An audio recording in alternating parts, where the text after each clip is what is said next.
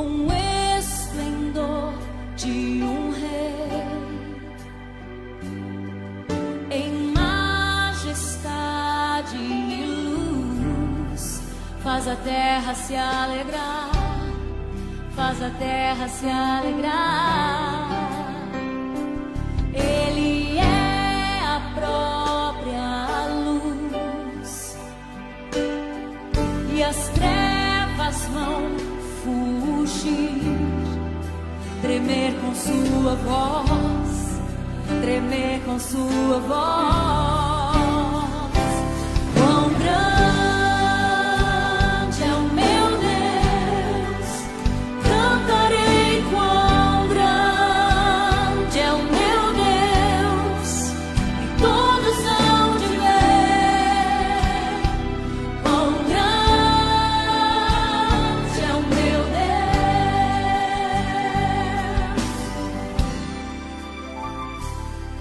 Por gerações Ele é, o tempo está em tuas mãos, o começo e o fim, o começo e o fim. Três se formam em um: Filho, Espírito e Pai, Cordeiro e Leão, Cordeiro e Leão.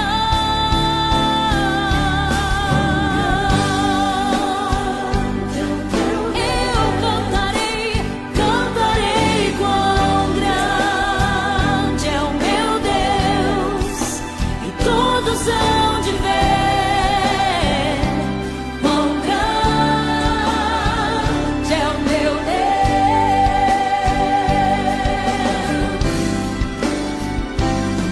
Sobre todo nome é o céu, tu és digno. Boa noite a todos os ouvintes. Estamos mais uma vez numa live aqui diretamente do Distrito do Tijucal para todos vocês. Gostaria de, desde já, mandar um abraço, que a paz do nosso Senhor Jesus Cristo esteja com cada um de vocês. Tivemos passando por alguns problemas técnicos, mas graças a Deus conseguimos aqui restabelecer. Espero que vocês possam compreender isso. Para quem não me conhece, meu nome é Matheus Amorim Pinheiro. Eu sou aqui membro dessa igreja aqui do Tijucal. Eu tenho aqui 23 anos, sou missionário às horas vagas, mas também sou funcionário ali da Missão Oeste Mato Grossense.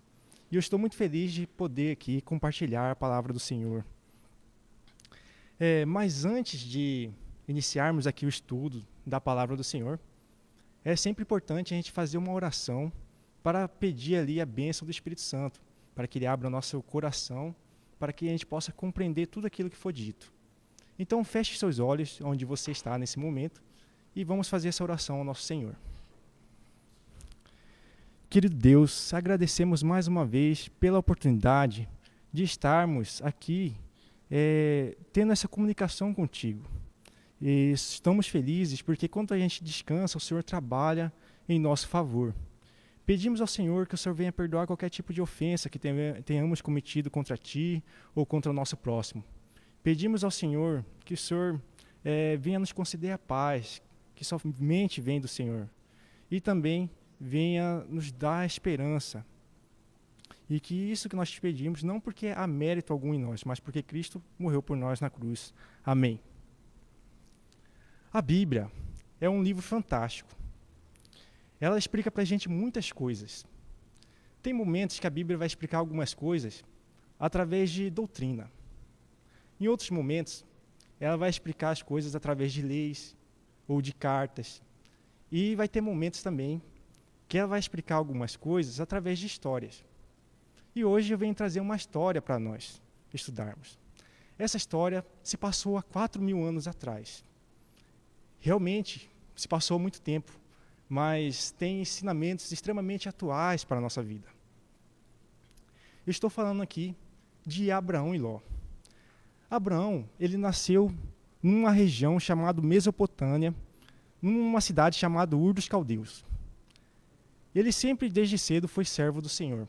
Até que um dia, ele recebeu um chamado de Deus para que ele saísse ali do meio da sua cidade e fosse para até uma cidade, na verdade até uma terra preparada por ele.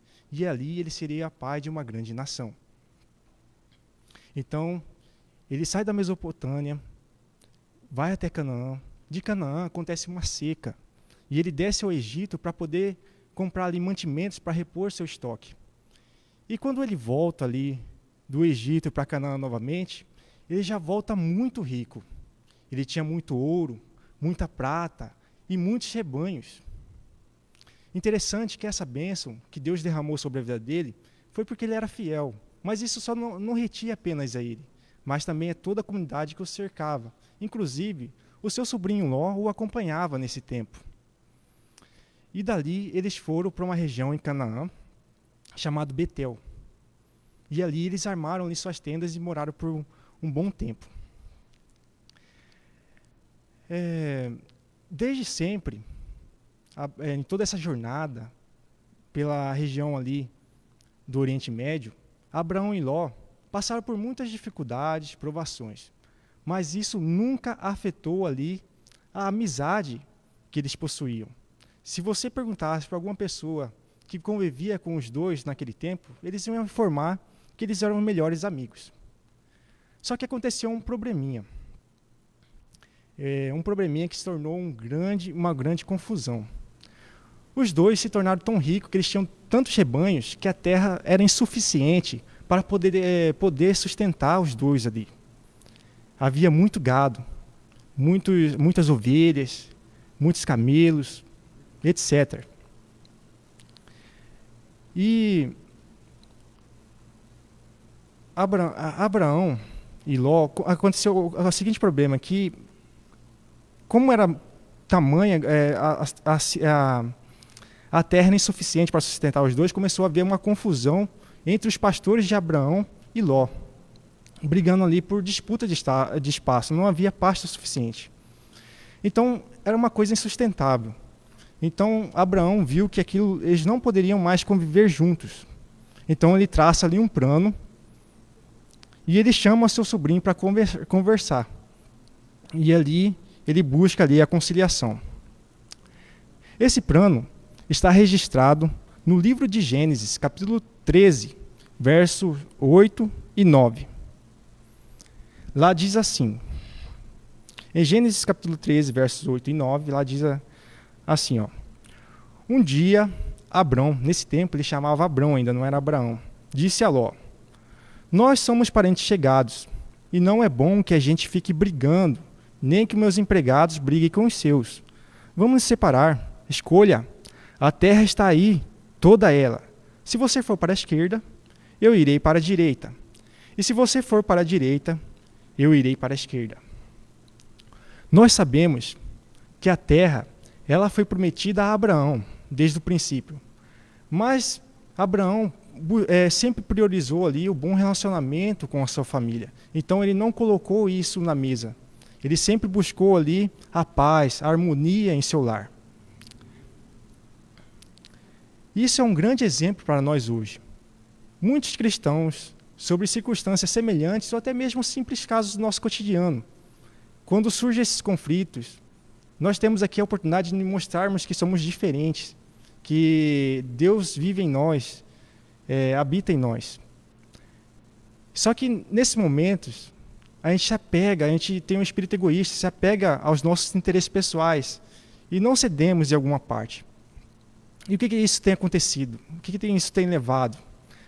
Muitos casamentos têm sido desfeitos, muitas igrejas têm sido divididas, porque a gente não busca ali a harmonia, não busca ali não cultiva ali um espírito de conciliação.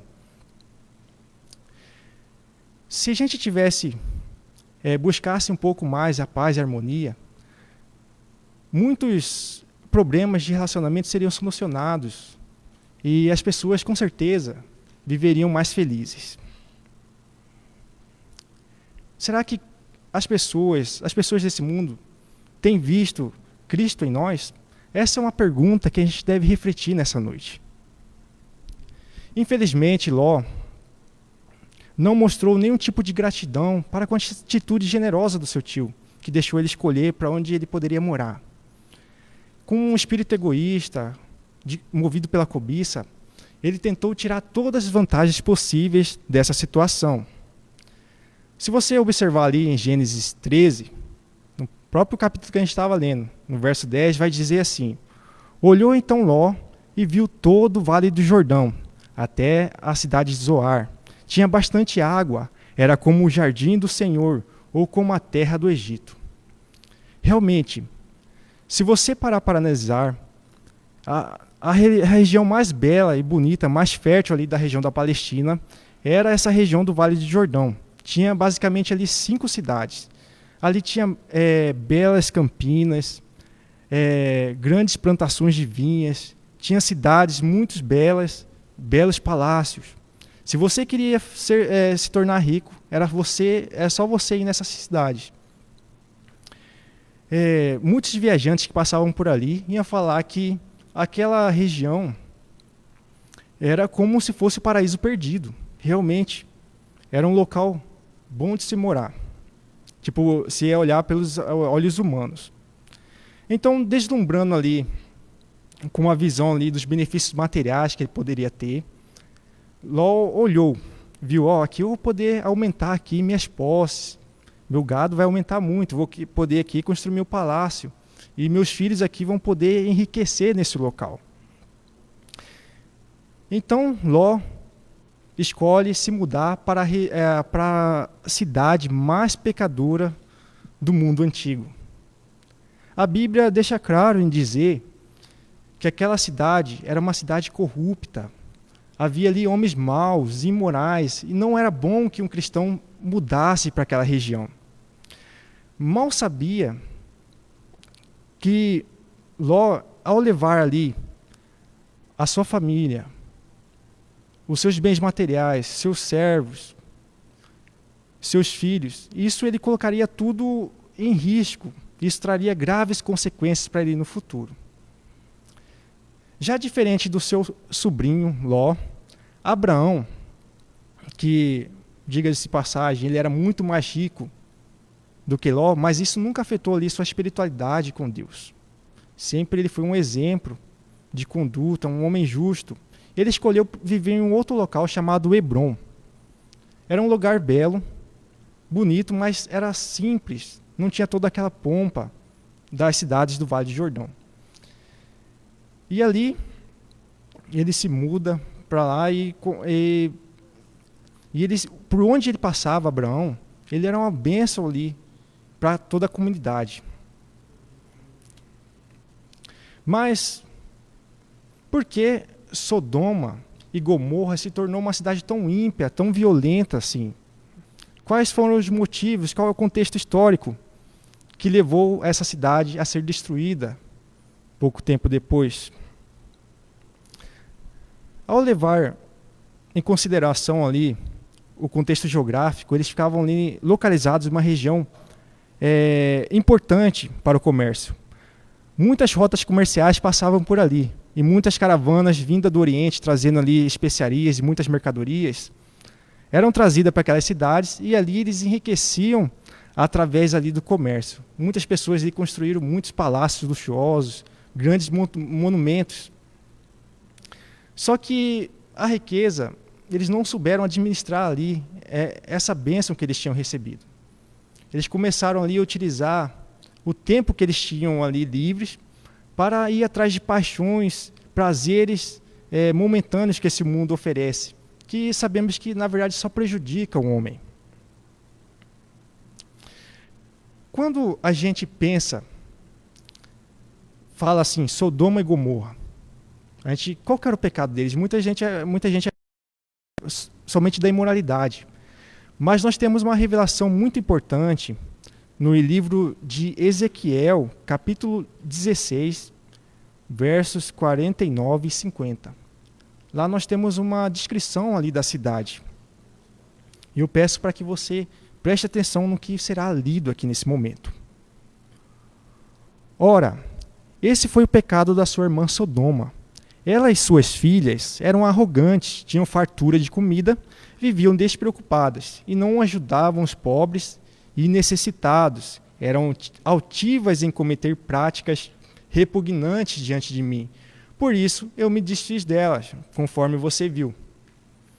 Então, era uma cidade rica, orgulhosa, só que eles não moviam uma palha para ajudar ali o necessitado. Havia pessoas ali, naquela cidade, que estavam passando fome, havia viúvas, pessoas que tinham alguma dificuldade com a saúde, mas eles não ajudavam de maneira nenhuma.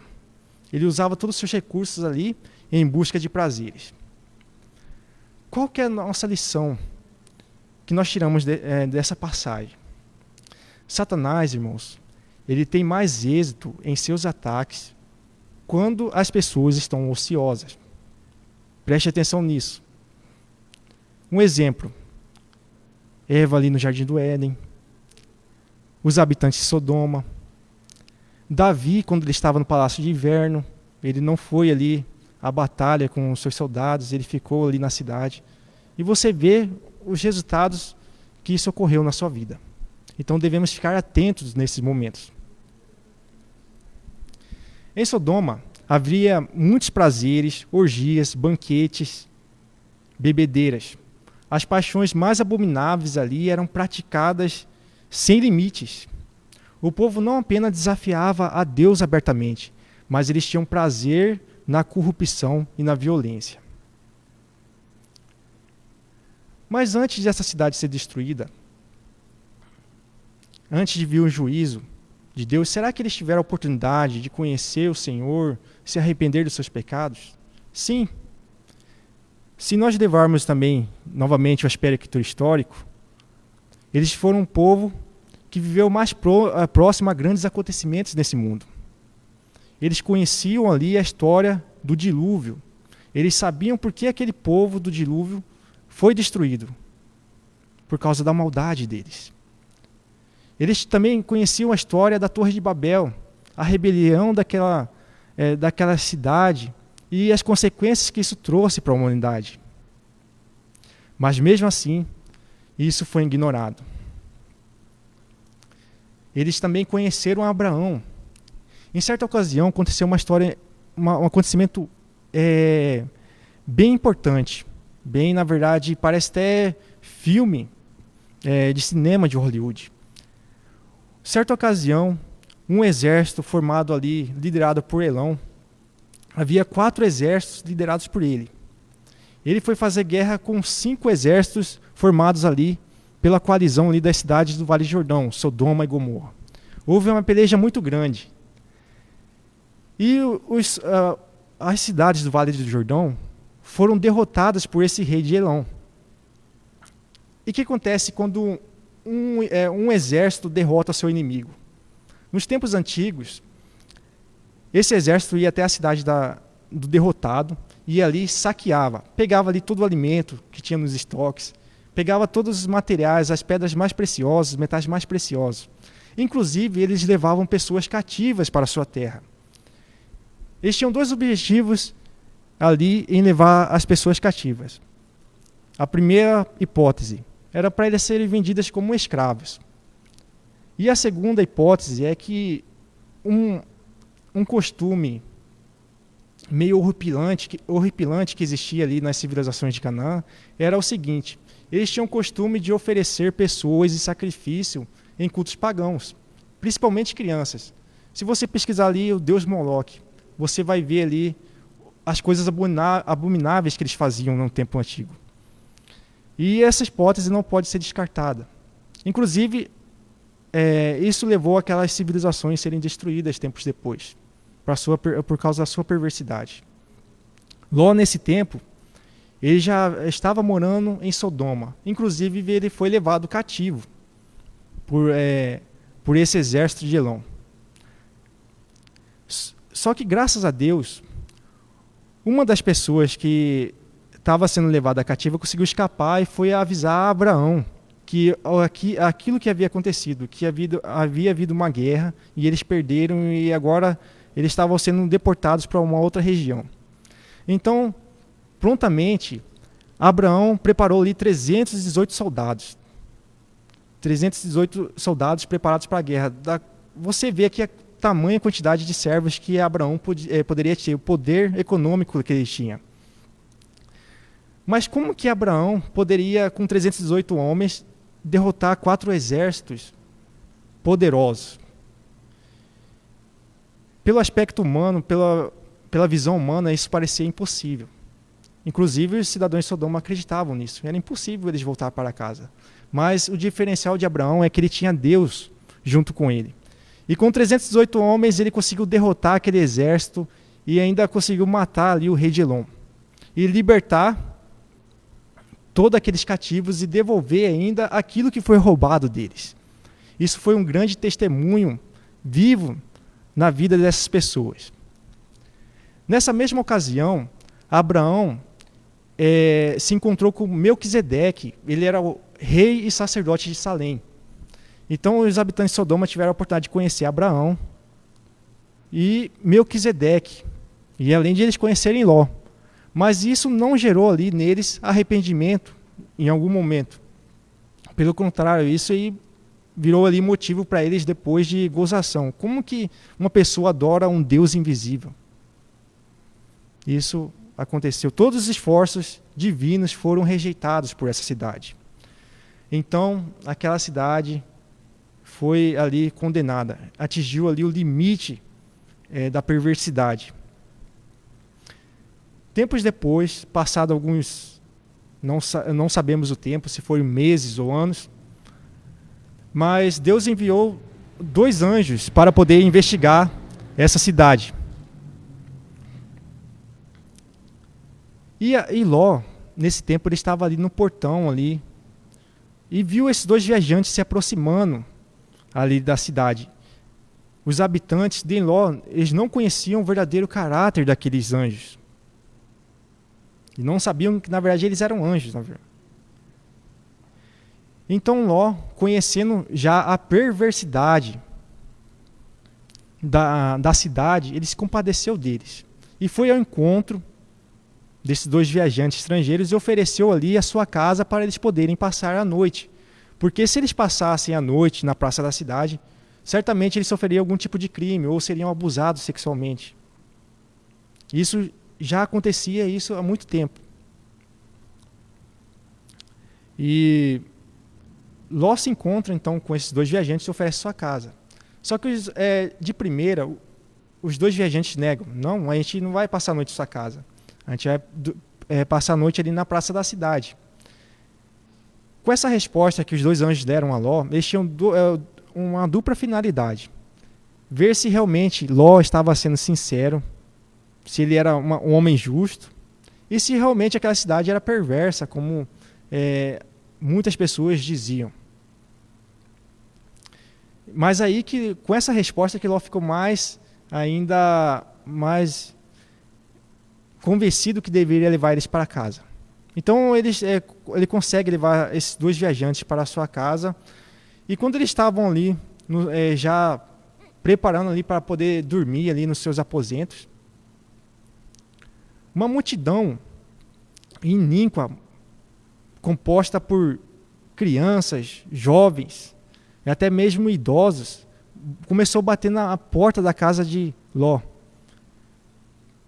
pedindo para que Ló trouxesse para fora aqueles 2 viajantes, com o objetivo de abusar sexualmente deles.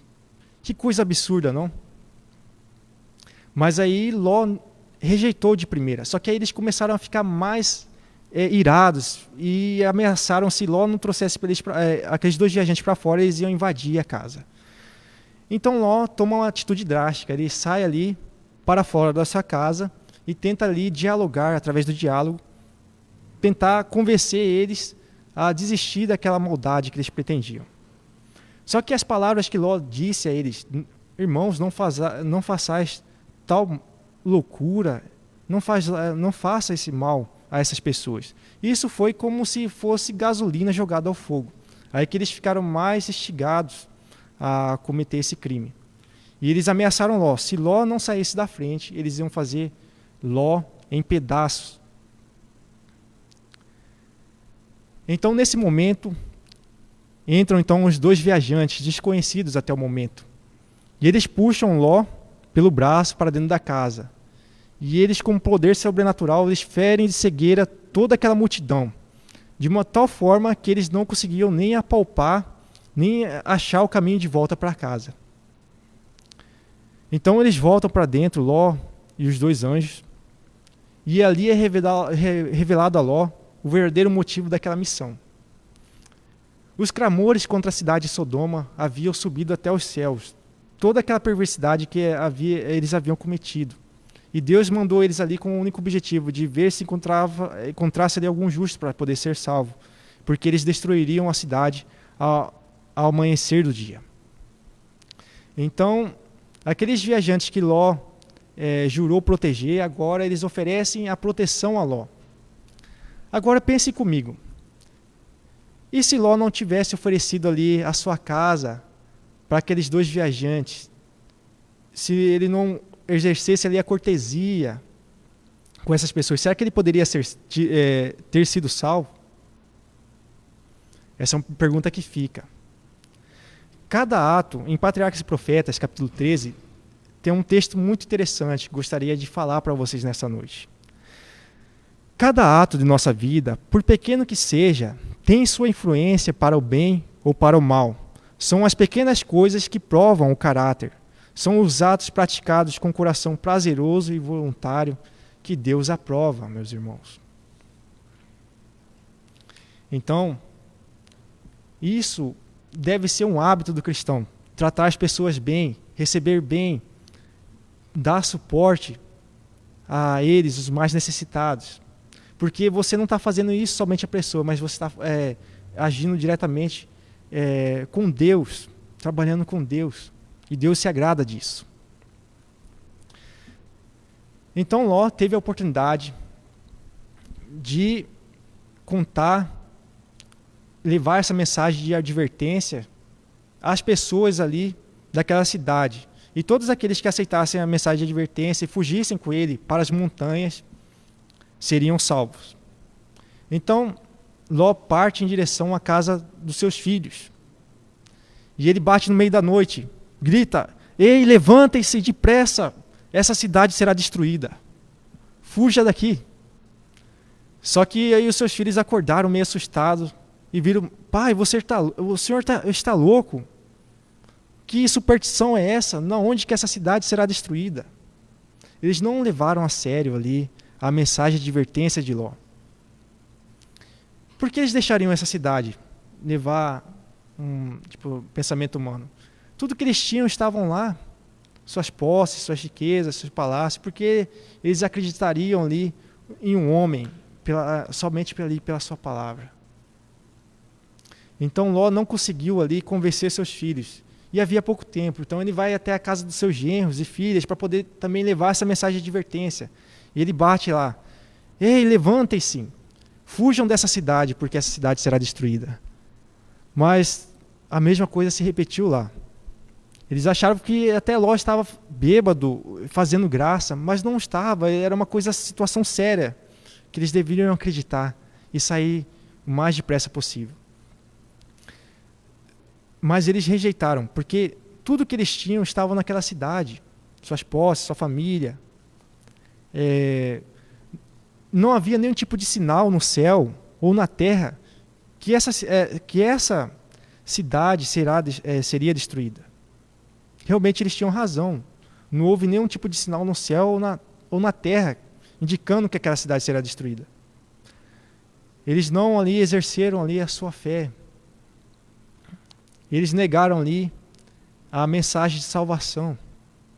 Então Ló volta cabisbaixo para sua casa, triste porque ele não teve sucesso, não conseguiu, ele falhou na educação dos seus filhos. E então ele conta essa situação para sua esposa e as suas 2 filhas ainda que moravam com ele, e os anjos, né? E os anjos viram que já estava amanhecendo e eles precisavam sair o mais depressa possível.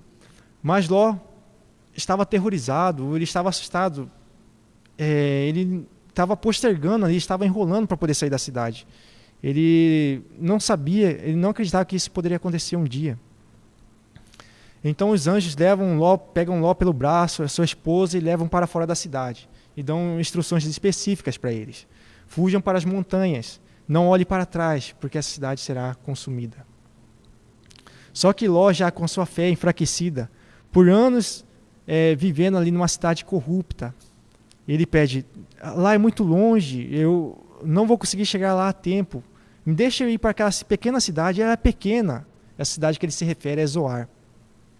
Então Deus permite que ele vá para aquela cidade, exerceu ali de misericórdia com ele.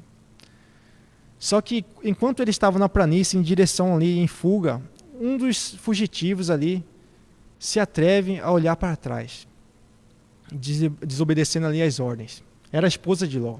E nesse momento que ela vira para trás, ela se transforma em uma estátua de sal.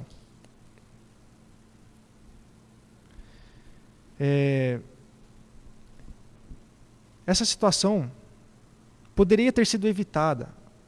A esposa de Ló poderia ter sido salva se ele não demonstrasse hesitação na advertência, se ele aceitasse de primeira. Provavelmente sua esposa estaria viva depois dessa situação.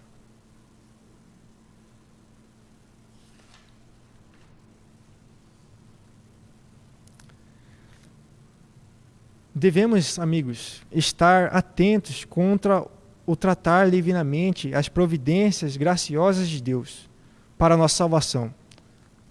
A graça que Deus nos oferece não foi de graça, foi paga com um preço muito caro. Foi a própria vida de um Deus, do nosso Salvador, foi derramada para que você tivesse uma segunda oportunidade. Então, quando é nos oferecido ali o arrependimento, o perdão, devemos agarrar e não desprezar. Saiu então o sol sobre a terra, quando Ló entrou ali na cidade de Zoar. Então o Senhor fez chover do céu enxofre e fogo sobre aquelas cidades, e a fértil planície ali do Vale de Jordão. E tudo foi destruído. O campo, as plantações de vinho, os palácios, suas posses, toda aquela multidão foi destruída. E o belo vale do Jordão, que era motivo de orgulho para quem ali passava, se tornou um local de desolação, onde nunca mais poderia ser construído ou habitado. Essa aqui é uma história que nos leva ali à reflexão. O Redentor do mundo declara que há maiores pecados do que aqueles cometidos ali pelos cidadãos de Sodoma e Gomorra. Ele fala que existe 2 piores pecados do que isso, que levou à destruição daquelas cidades. O primeiro pecado é aqueles que ouvem o Evangelho, escutam a mensagem ali chamando o pecador ao arrependimento, mas mesmo assim, eles negam perdão, essa salvação oferecida. Para Deus isso é um pior pecado ainda do que cometido pelos cidadãos de Sodoma e Gomorra. Só que um pecado ainda pior que esse é aqueles cometidos por homens que falam que conhecem a Deus, que seguem Ele, que guardam seus mandamentos, leem as Escrituras, mas com suas atitudes diárias eles negam a Cristo. Vivem ali em contradição. Fala que segue a Deus, mas suas atitudes demonstram o contrário. Para Deus, isso ainda é pior. O Salvador, ele aguarda uma resposta aos seus oferecimentos de perdão para a nossa vida. Antes da destruição do mundo pelo dilúvio, Deus enviou ali uma mensagem de advertência através de Noé, para que as pessoas não fossem pegas desprevenidas naquela situação. E Noé pregou por mais de 120 anos. Mas mesmo assim, aquela multidão, aquela civilização não deu ouvidos. Deus também mandou uma mensagem de advertência através de Ló, chamando as pessoas ali a agarrarem a oportunidade de salvação, mas eles negaram também. Cristo Jesus, quando esteve aqui nessa terra, ele profetizou a destruição de Jerusalém no ano 70. Então ele advertiu os seus discípulos para que também eles não fossem pegos de surpresa. E realmente isso se concretizou no ano 70. E nos dias de hoje, amigos, também nós temos uma responsabilidade de levar essa mensagem de advertência a esse mundo. Que mensagem é essa? Nosso Salvador, Cristo Jesus, está voltando a essa terra para me buscar você e toda a sua família. Ele precisa voltar. Esse mundo já está insustentável. Ele se autodestruirá por si mesmo. E nós precisamos que Jesus volte, porque coisas boas tendem a acontecer com você, comigo, com todas as pessoas que aceitarem essa mensagem. Sabe qual que é o problema nos dias de hoje, de nós pregadores? É que às vezes a gente escolhe uma história na Bíblia que termina com um final feliz de um personagem bíblico. Por quê? Porque a gente não quer que você deite na sua cama se sentindo mal. Mas acontece que nem todos os personagens bíblicos terminam bem a sua história. Ló, por exemplo, terminou muito mal. A sua esposa virou uma estátua de sal. Seus filhos, parte dos seus filhos, foram destruídos com a destruição de Sodoma e Gomorra. Todas as suas posses foram acabadas. E ele passou o restante da sua vida vivendo como um animal em cavernas. E embora ele tenha saído ali de Sodoma, ainda existia aquela cultura ali na sua família. E aconteceu uma situação impressionante, repugnante na verdade. As suas filhas embebedaram seu pai, Ló, e tiveram relações sexuais com ele. Dessa abominação nasceram 2 filhos, Amon e Moabe, que se tornaram 2 grandes nações, que na verdade eram corruptas, idólatras. E se você estudar toda a história da Bíblia ali, desde Gênesis, Êxodo, Samuel, Crônicas, você vai perceber ali que eles foram inimigos de Deus o tempo inteiro. Até que eles foram destruídos. Histórias como essa estão em toda a Bíblia. Deuteronômio vai chamar caminhos de bênção e maldição. Jeremias vai chamar de caminhos de vida e caminhos de morte. Jesus vai chamar caminho estreito e caminho largo. Paulo vai chamar de vida na carne e vida no espírito. Qual vai ser a sua decisão nessa noite? Essa foi a mensagem dessa noite. Que você saia diferente. Amanhã é dia 1º. Que você seja diferente amanhã. Que essa mensagem nos leve à transformação. E que a gente abrace esse oferecimento de perdão, da graça que Cristo nos oferece. Vamos fazer então uma oração aqui nesse momento. Feche seus olhos, curva sua fronte, oremos. Querido Deus, agradecemos a Ti, porque o Senhor nos enviou essa mensagem. Que isso desperta em nós, Senhor, uma mudança na nossa vida. Que a gente possa ser transformado, que as pessoas possam ver Cristo em nossos atos. Que a gente abrace essa graça que o Senhor nos oferece e que o Senhor possa logo, logo voltar a essa terra. Esteja com a gente durante essa semana, venha nos proteger, livrar de todo mal. Isso que nós te pedimos, não porque há mérito algum em nós, mas porque Cristo Jesus morreu por nós na cruz. Amém. Boa semana.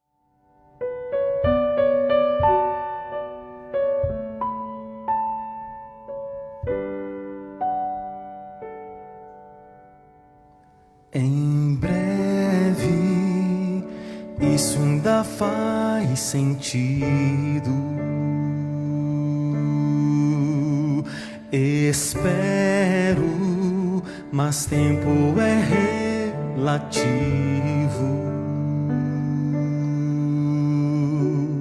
O mal me impõe dia e noite o seu fardo.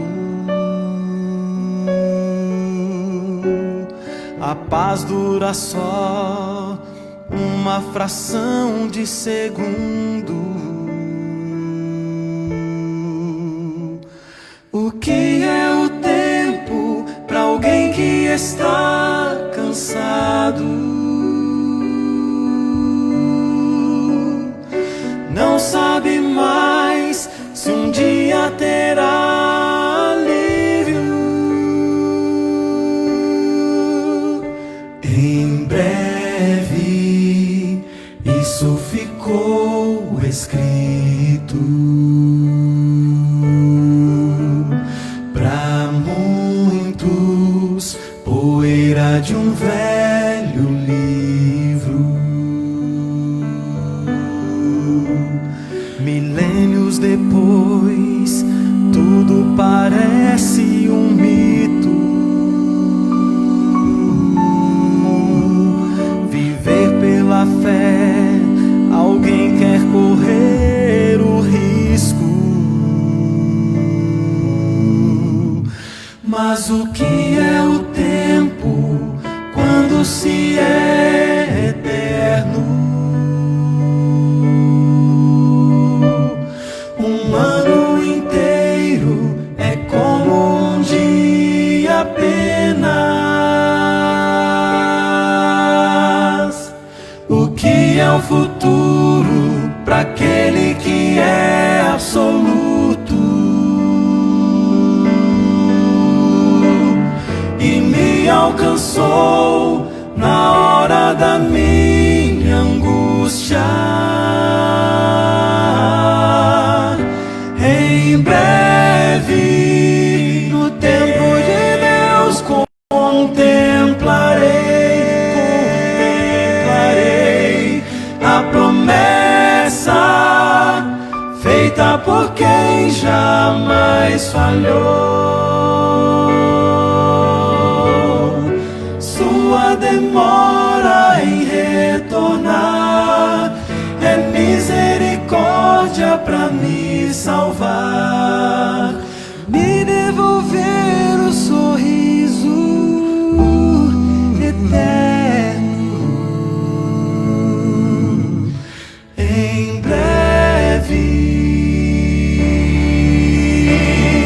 se ele tardar, ainda assim vou esperar. Um dia eu sei, nele serei eterno. Se ele tardar, ainda assim vou esperar. Um dia eu sei, nele serei eterno. Em breve, no tempo de Deus, contemplarei a promessa feita por quem jamais falhou, jamais falhou. Sua demora em retornar é misericórdia para me salvar, me devolver o sorriso eterno. Em breve, isso ainda faz sentido. Em breve, isso está escrito.